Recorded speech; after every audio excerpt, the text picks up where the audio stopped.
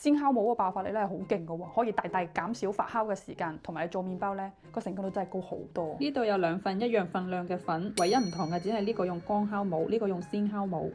2個麵團一齊擺到鬆弛咗22分鐘之後，用鮮酵母嘅麵團好明顯比乾酵母大咗1圈。為什麼佢可以這麼好用啊？鮮酵母雖然好用啊，但係佢個保質期得40日。咁樣就同大家分享一下我係點樣保存呢一啲鮮酵母嘅，真係保存1年都冇問題嘅喎。收到咗快遞之後咧，唔好咁急將佢擺喺急凍啊，太硬係操作唔到嘅。咁趁佢有少少半腍腍地嘅狀態咧，就準備一個保鮮袋。打開鮮酵母嗰陣咧，我哋就全程盡量唔好掂到嗰個酵母，保持衛生。跟住再準備一個呢啲屋企用嘅比較厚實嘅保鮮袋，將佢擺落去。鮮酵母擺落保鮮袋之後咧，唔使咁急將成條拉鏈拉密佢嘅，我哋大概拉到2/3，留翻一個位喺壓碎佢嗰陣咧就排氣。準備一碌棍。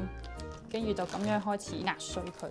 如果你呢個位唔留個口俾佢排氣咧，你壓嘅過程中就好容易壓爆個袋嘅喎。壓碎咗之後，就慢慢往出面拱，將嗰啲鮮酵母拱上去，盡量將佢成片都壓得比較均勻。準備一把直尺。